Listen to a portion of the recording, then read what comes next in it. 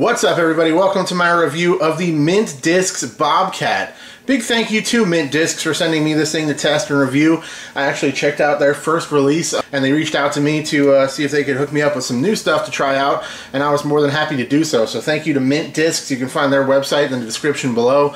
Also, if you like what I do, please consider subscribing to the channel for future content, and you can check me out on Patreon as well. Let's get into the review of the Bobcat. Okay, so this one has, I don't believe this is like a stock stamp. I think some other kind of stamp here, but I'm not exactly sure how they work that.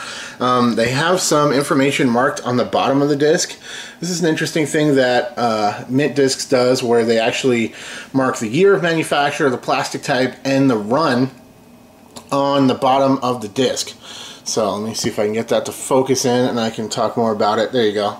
So ET stands for Eternal Plastic, BC for Bobcat, 01 means this is the first run, and 19 for 2019 as the date of manufacture, the year of manufacture. So I think that's an interesting way to kind of keep track. That way, if you like a particular run down the line, or if you're just curious, you can figure that out and you can track down the exact ones that you like, because as we know, plastic is somewhat inconsistent when you're, molding discs out of plastic. It varies from run to run and stuff, so if you want to track down a specific run, you can do that. It's kind of a legacy thought process, which I like quite a bit. 172 grams in this one. I did not weigh it. The flight numbers are not marked, but they are 5, 5, 0, and 2 according to Mint Discs.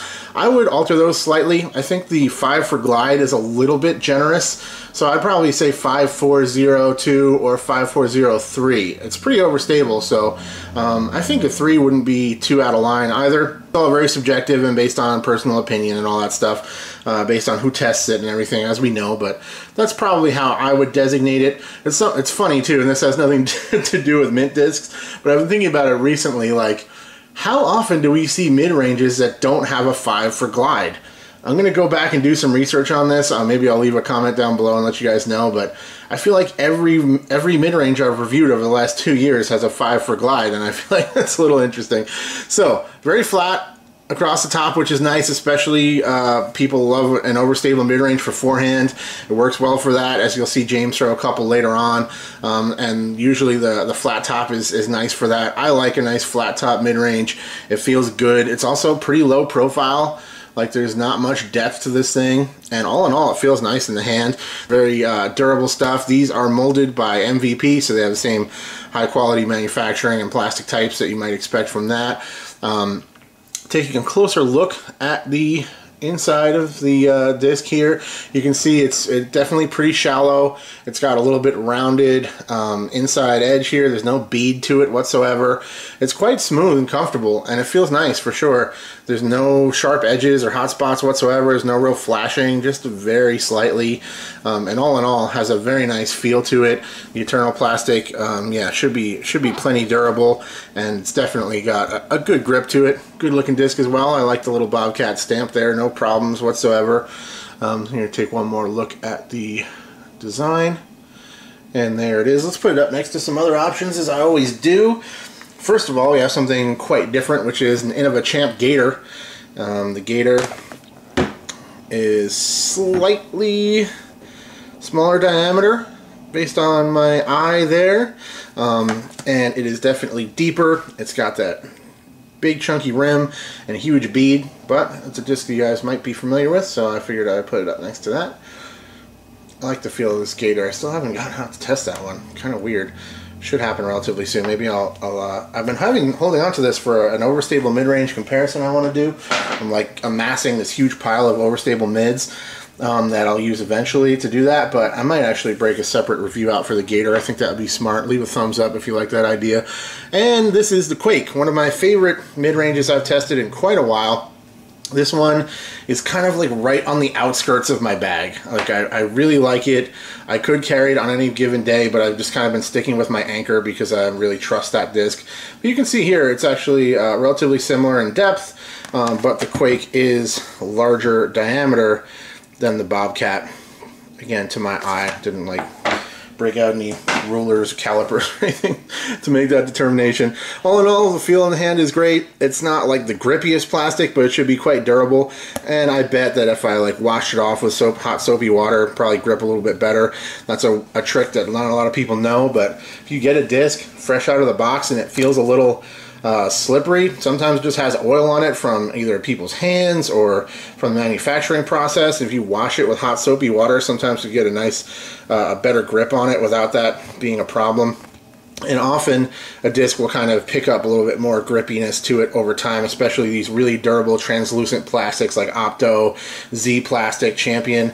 In my experience, they all start to get grippier over time. Let's talk about the flight of this thing. You're going to see me and James throwing it. So as I said, pretty overstable, and as always with these kind of overstable discs, there's not a whole lot to say about it. It flexes pretty well. It'll hold a tight flex on a relatively short range shot. You can throw it as hard as you want to. It's definitely not going to flip over. Again, I think it's a little lower glide and a little bit more of an aggressive fade than the numbers might indicate, based on my opinion and my subjective testing of this one individual disc, as always. But definitely a solid disc that basically any player could throw right in the bag. You know what it's going to do after a few throws. Great forehand upshot disc. Definitely can pull it over on some Anheuser and let it fight out. Great for a Spike-Heiser approach. I didn't see much skip out of it, but the field we were testing in is relatively large, long, tall grass, so I didn't think we were going to see much anyway. Depending on conditions, you might get considerably more skip than you're seeing in these flight demos. We did have some wind out there, but it was pretty light, and it was kind of swirling, so it was tough to kind of really get a feel for it, but we didn't really see it have any interaction with the flight of this disc whatsoever, no matter which way we were throwing it. It was basically behaving the exact same. And yeah, something you can rip on it, hard and flat. It's going to go out pretty straight and start swinging in to the left as soon as it starts to lose any spin, lose any momentum. Definitely a nice forehand disc, spike approaches, everything you'd use a overstable mid-range for. One thing I like about this one, it does feel a little slower, and it's got that nice low profile feel in the hand, particularly feels good in a forehand grip.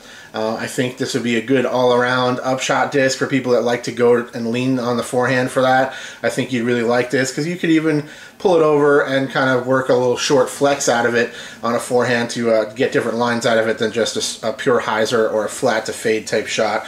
So that's my review on the Bobcat. Definitely a solid disc. I'm happy I tested, and I will add it to my huge stock I have laying around. I have a Quake, I have a Method, a Gator, a Deflector, a Justice, the Anchor, the Anvil. I got all kinds of stuff that I've kind of been piling up that hopefully eventually me, James, Andy, maybe I get Anthony out, and a couple, maybe even more throwers, we'll all just chuck every one of them, maybe try to see if we can figure out which is the most overstable or that sort of thing. That's something I've been working towards for a while. You've probably heard about it if you're a long-time viewer of the show. So thanks very much for watching. Thanks to all of you for supporting the channel. Thanks to my Patreon supporters as well. For as little as $2 a month, you can join the Disc Golf Nerd Patreon support team, have your name listed in the credits of all the videos.